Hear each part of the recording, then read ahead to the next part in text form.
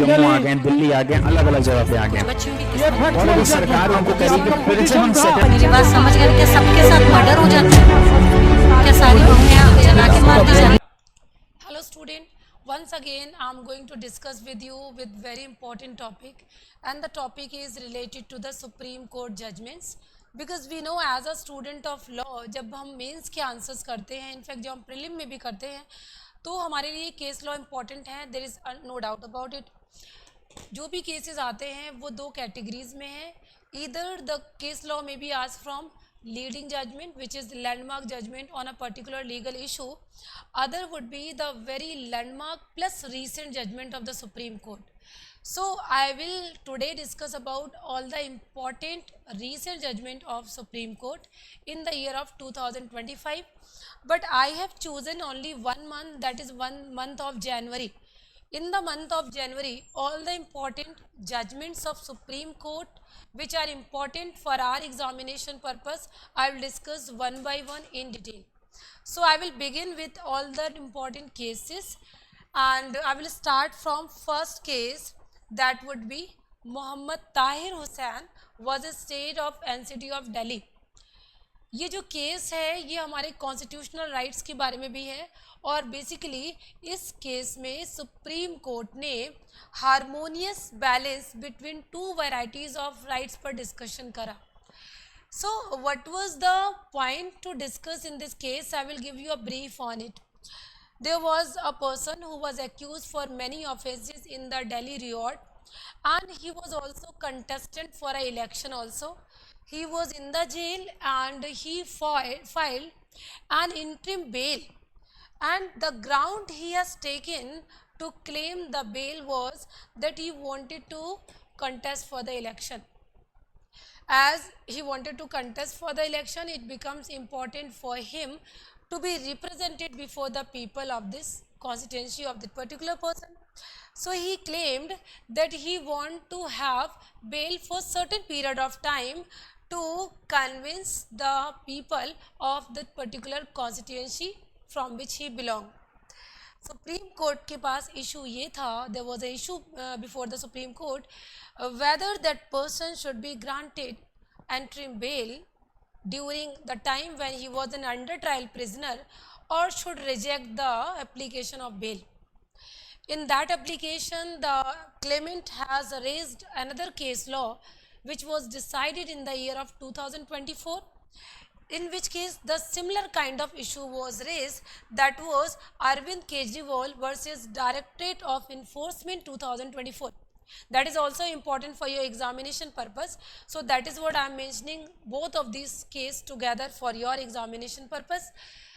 Supreme court से ये claim किया गया that in the year of 2024, one another politician was granted bail and the plea was taken for the ground of contesting election.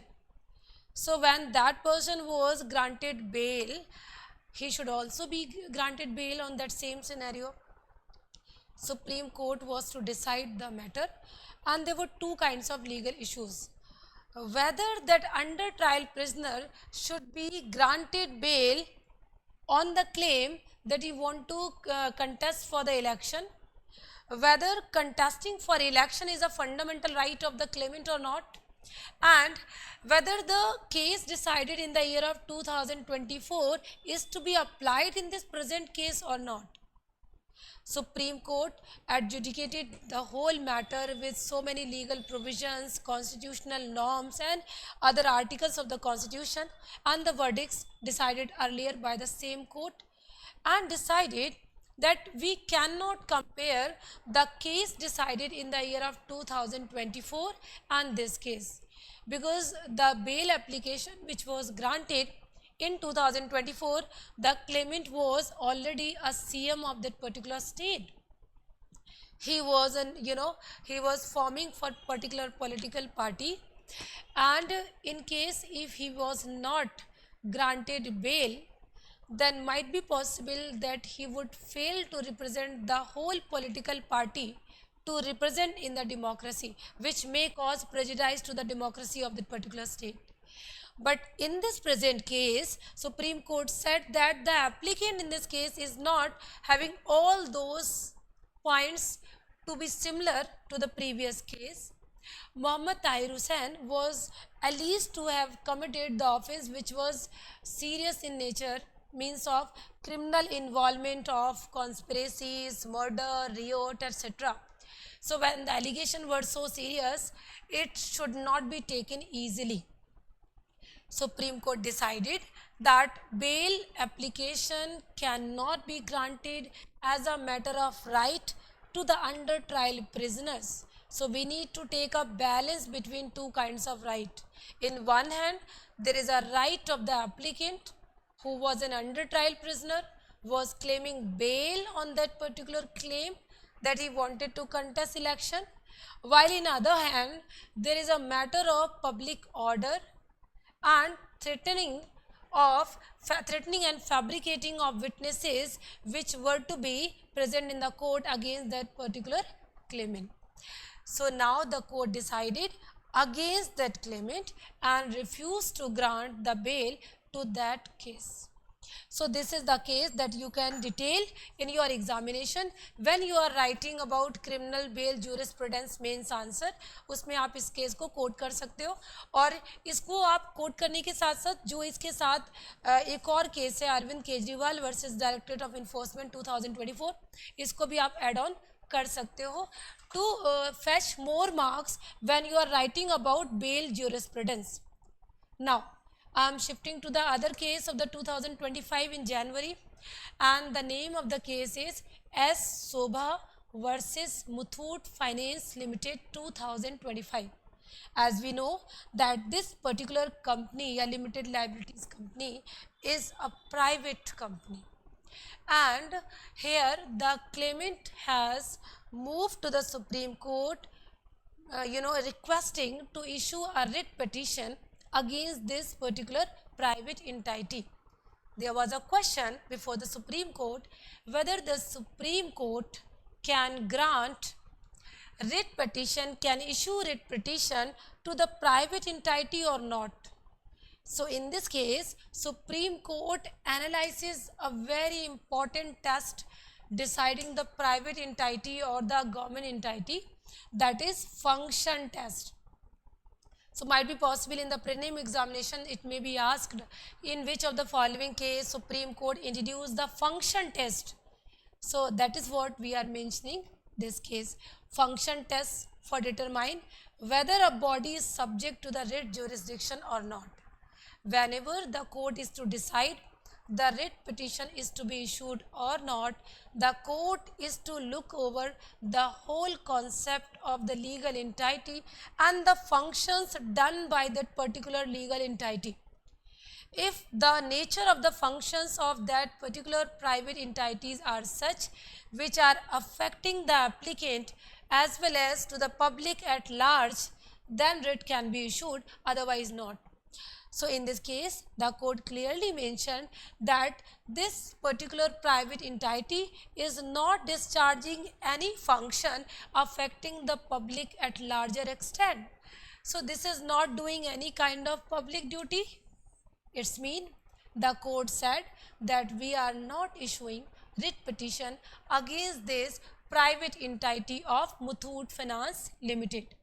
So I hope that you got this point, that in this case the court has introduced the functional test and refused to issue a writ against that entity. Now please shift to the another case law in the same series of latest judgment, that is Krishna Chandra Behera versus Narayan Nayak. So you can see at the screen Krishna Chandra Behera versus Narayan Nayak 2025. There was a dispute related to the civil issue. The plaintiff has brought a suit for granting permanent injunction against the defendant, and the question was, is it necessary to claim declaration also? So the point was, plaintiff has claimed permanent injunction. Herein defendant objected. Defendant said that whenever you are going to claim permanent injunction, you should also claim some other cause of actions which are raised for the same issue. and that was declaratory decree. यहाँ पर defendant कहता है कि plaintiff ने अपनी plaint में declaratory decree तो claim की नहीं. When all the claims are not joined together, it's mean order 2 rule 2 should be applied and the plaint should be rejected. In this case, the court held that claiming permanent injunction and claiming declaratory decree are two separate claims that should and must be claimed together only. But the point is, court has clearly said that in the whole dispute, defendant has never disputed that the property does not belong to the plaintiff. So when there is no dispute that whether this property belongs to the plaintiff or not, it is settled provision that plaintiff is entitled to hold this property. Now, permanent injunction can be claimed even without claiming declaratory decree. So the court refused to take the plea of defendant and held that yes, permanent injunction under a specific relief act can be granted even though declaration has not been claimed, because defendant not in any context has refused or has denied the title of the plaintiff. So this was the ratio of this case. Now moving ahead, another judgment, that is Somdutt Builders NCC JVV versus National Highway Authority of India 2025. This is another judgment which comes within the matter of your examination purpose especially. But ये जो case है ये आपको एक law है, that is arbitration and conciliation act of 1996. इस law से इस केस को हम कोट कर सकते हैं. इस केस में सुप्रीम कोर्ट ने जनरली एक रूल जो हमारे यहाँ सेटल्ड है कि जब कभी भी कोर्ट कोई अवार्ड्स देते हैं या जब भी कोई आर्बिट्रेटर्स अंडर दिस एक्ट कोई अवार्ड ग्रांट करता है तो जुडिशियल इंटरफेरेंस नहीं होना चाहिए, because as per section 89 of CPC, it is already express provision that we can move to the outside settlement. In case under Arbitration and Conciliation Act any award is passed, so it is not sounding better that the judicial scope is extended to make interference on the award of such kind.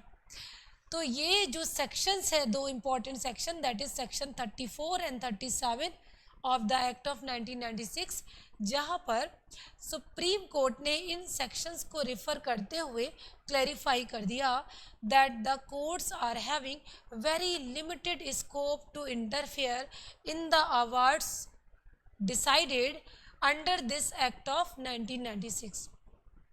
Unless and until this award is void, this award is unlawful, this award is based on some other property concept, then only it can be set aside.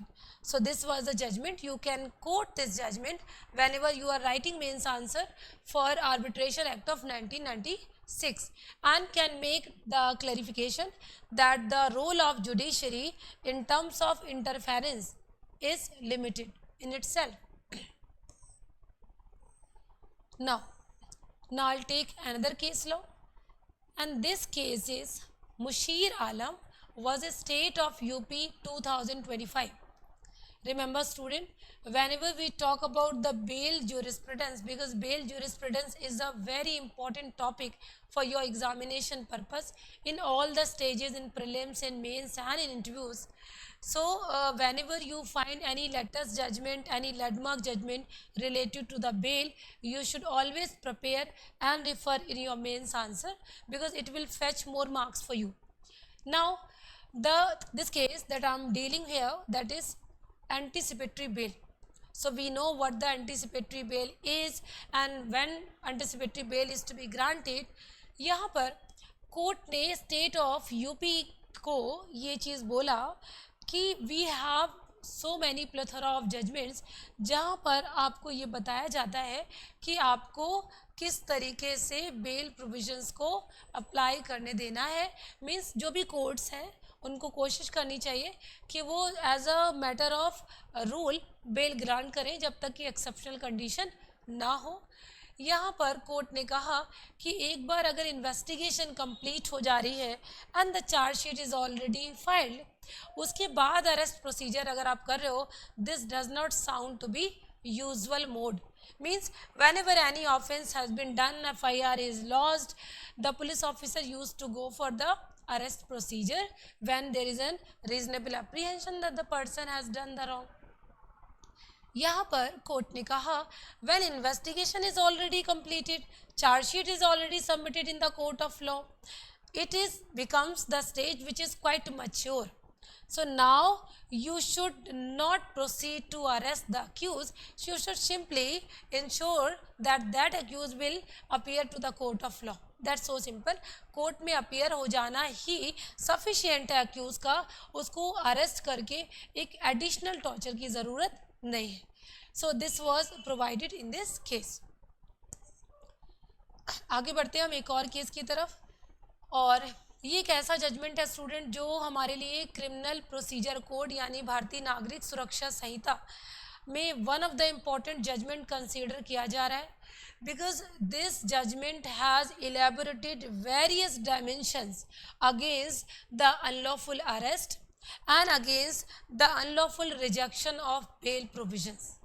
So you should be very careful about this case too, because in this case of Satinder Kumar Antil versus CBI, Supreme Court directed that police should not serve notice for appearance to the accused who is simply a suspect under section 41A of criminal procedure. Now it is section 35 of Bharatiya Nagrik Suraksha Sanhita.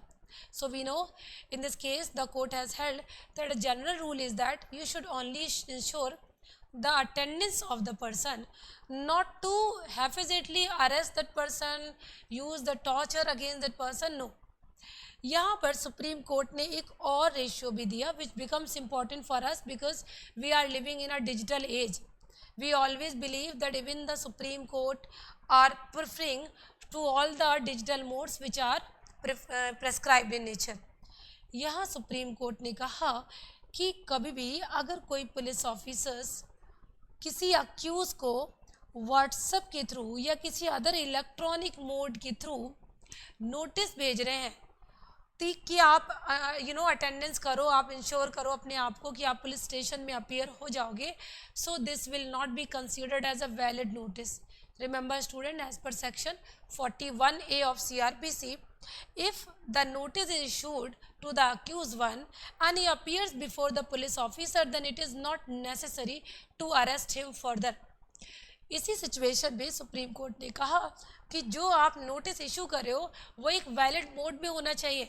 यानी अगर आप किसी को WhatsApp message से या other electronic mode से notice भेज रहे हो तो ये इसका मतलब ये नहीं है that you have duly served the notice to the accuse, and you can not say that because the notice was served ये fail to appear in the police station then all the liberty has been diminished. No. So Satinder Antil judgment becomes important because it protects the right of accused one. Please remember, because we are discussing this Satinder Antil case, I hope that you should also learn two more judgment. So I am quoting here one that is Siddharth versus State of UP. This is also very important. And Arnesh Kumar versus state of Bihar. ये दो judgements ऐसे judgements हैं जिनको सतिंदर अंतिल में coat किया गया था, and the Supreme court clarified that in India in many states these two judgments are not properly followed by the police officers, because unless and until you are following the strict guidelines of this case, it may become arbitrary to arrest the person who is accused of an offense. तो जब भी कोई भी police officers किसी accused को arrest करते हैं, they should be very careful that they are making compliance of these two cases.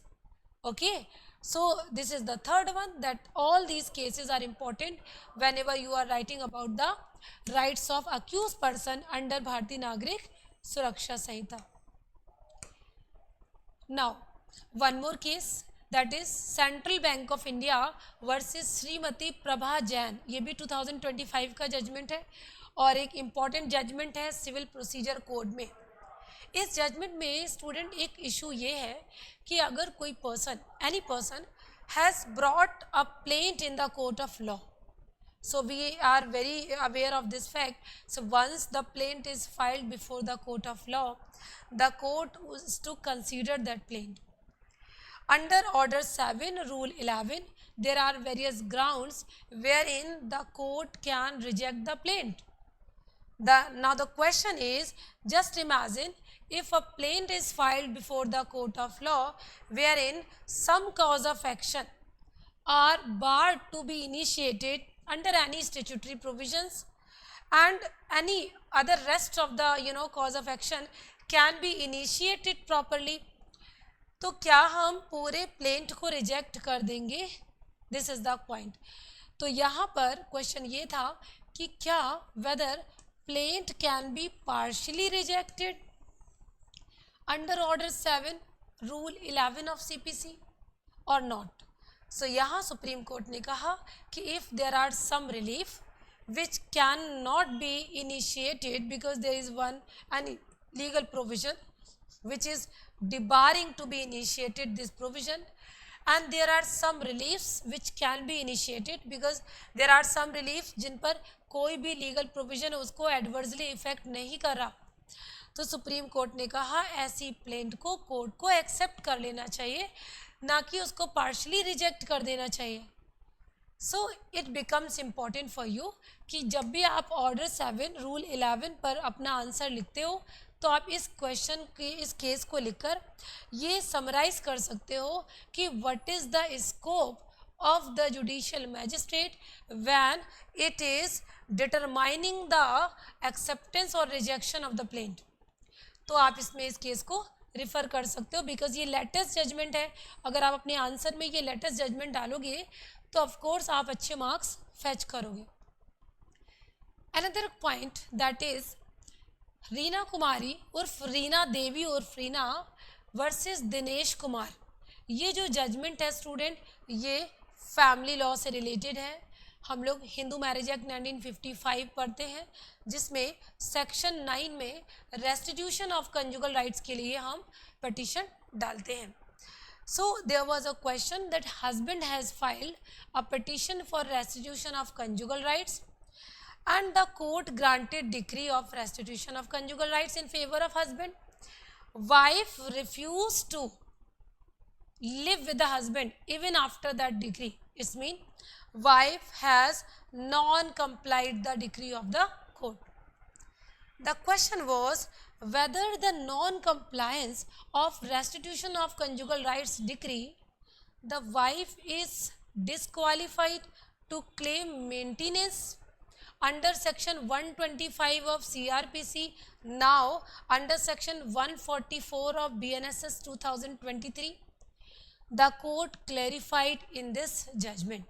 The court clarified that even though the women failed to comply with restitution of conjugal rights decree, but this is something different.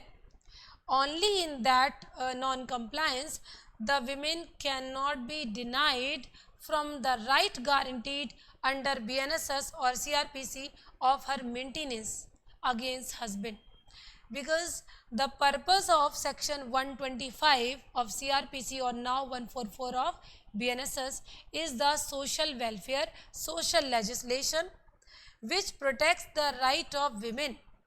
She is unable to survive, she is not having sufficient means to survive, then of course husband is to pay maintenance. So for the protection, for providing social security to the women, the court said that no, the women will still be entitled to claim maintenance. Husband cannot refuse on this ground. The ground may be some different grounds, maybe some severe reasonable grounds, but this would not be, merely this would not be a ground to refuse the claim of maintenance. Now, coming to the next case that I will discuss here, that is Ivan Rathinam versus Milan Joseph. Student ये जो case है ना, this case is very important. जब आप BSA में, जो कि पहले इंडियन एविडेंस का सेक्शन 112 था और आज हमारे पास 116 ऑफ बीएसए हो गया है, जिसमें हम लेजिटिमेसी ऑफ चाइल्ड के बारे में लॉ पढ़ते हैं, उस लीगल प्रोविज़न में आप इस केस को बहुत प्रॉपर तरीके से पढ़िए, क्योंकि इसका आंसर, इसका कोटेशन भी, इसको रेफ़र करना भी आपके आंसर को बहुत ज़्यादा बूस्ट करेगा. इस क्वेश्चन में इशू क्या है, that there was a child and the mother of the child claimed the other person that he was the biological father of her child. The question was related to the DNA test, because as per section 112 of Indian Evidence Act, it is simply a rule of legitimacy. It does not talk about paternity. It simply says if any child is taken birth after the marriage, यानी from the date of marriage till the divorce and within 280 days after the dissolution of marriage, the child remain the legitimate child of the person with whom that woman married. There is only one exception that can be raised by the husband, that is non-access. Otherwise, it will be a conclusive proof that the child will be the legitimate child of that prospective father. तो यहाँ पर जो DNA test claim करा गया कि आप DNA test कराइए so that ये इस्टेब्लिश हो पाए कि वो चाइल्ड उस फादर से बिलोंग करता है कि नहीं, court clearly said that DNA test is simply a scientific test, while 116 of BSA or 112 of Indian Evidence Act is a rule of Indian evidence, rule of evidence. So we cannot bypass this legal provision and deprive the child to have the rights as a legitimate son only on the basis of DNA test. The court held, Supreme Court, that DNA test is not to be occasionally, granted कि आप DNA test कराओ. It should not be occasionally, the order should not be occasionally granted. Only and only in exceptional cases when there is eminent need. So please see at the screen, you can see eminent need test is developed. When there is eminent need, then only the DNA, order of DNA should be given by the courts in India. Otherwise, the child should be protected from this kind of scrutiny, this kind of scientific scrutiny. So this was the case. Supreme Court ने section 112 of Indian Evidence Act को priority दिया. Other case that you are looking at the screen is related to the environmental law, because whenever we study laws, we generally take less emphasis on environmental law. But it is not only a subject of environmental law, it is also the law related to the constitution. So we are studying this case, Vellore District Environment Monitoring Committee versus District Collector 2025. इस judgement में supreme Court ने जो भी tanneries हैं, जो भी factories होते हैं, इनको एब्सोलूट लायबल किया डॉक्ट्रिन ऑफ पॉल्यूटर पेस के थ्रू, और कहा कि आप सिर्फ उन इंडिविजुअल्स को पे नहीं करेंगे जो अफेक्टेड हुए हैं, साथ ही साथ आप उस पूरे एम्बियंस को रीस्टोर भी करेंगे, इको फ्रेंडली भी बनाएंगे. So this case is another important judgment which gives emphasis on the importance of environmental rights in our country. तो ये हमने इसको पढ़ा पॉल्यूटर पेस के सिद्धांत पे. Now other case that I am dealing with, Vinobhai versus state of Kerala. Vino Bhai versus state of Kerala student related है Indian evidence act के सेक्शन नंबर 27 से, जिसमें क्वेश्चन ये था कि disclosure statement of the accused को कितना इम्पोर्टेंस दिया जाए। अगर किसी अक्यूज का कन्विक्शन होना है, उस सिचुएशन में जो डिस्क्लोजर स्टेटमेंट आपके पास अवेलेबल है which is submitted in the court of law, क्या उसके बेसिस पर अक्यूज का कन्विक्शन हो सकता है? तो इस केस में सुप्रीम कोर्ट ने सेक्शन 27 में डिस्क्लोजर स्टेटमेंट, जो कि आज सेक्शन 23 के प्रोवाइजो में हम पढ़ते हैं बीएसए के, उसमें इस डिस्क्लोजर स्टेटमेंट की एविडेंशरी वैल्यू के बारे में डिस्कशन किया और कहा कि ये जो डिस्क्लोजर एविडेंस है ये बहुत ही वीक एविडेंस होता है। One can not be convicted only on the basis of disclosure statement. There must be some other evidences which must be strong in nature, if they are circumstantial evidence or they are documentary evidence, but all should give the inference as to conviction of the accused. Then only the person can be convicted. So what will be the answer? That disclosure statement is simply an evidence which is very weak in nature. It cannot be a sole criteria to make a conviction of any accused. So these are the almost all the important judgment that I feel कि ये आपके साथ share करने चाहिए। जनवरी 2025 की वो सारी important judgment, चाहे वो कॉन्स्टिट्यूशन हो, चाहे वो BSA हो, वो BNSS हो, या फिर फैमिली लॉज या इन्वायरमेंटल लॉ से रिलेटेड केसेस, वो मैंने आपके साथ शेयर करे। और इन केसेस को आप जब पढ़ोगे, इनको गो थ्रू करोगे, तो अपने मेंस के आंसर में लैंडमार्क के साथ जब आप रीसेंट मार्क केसेस को कोट करते हो, तो of course without any doubt examiners आपको मार्क्स अच्छे देते हैं। So you should add these cases to your study material. This all for today. We will discuss some other cases of Feb and March at the later stage. Thanks for watching this video. Subscribe for more content.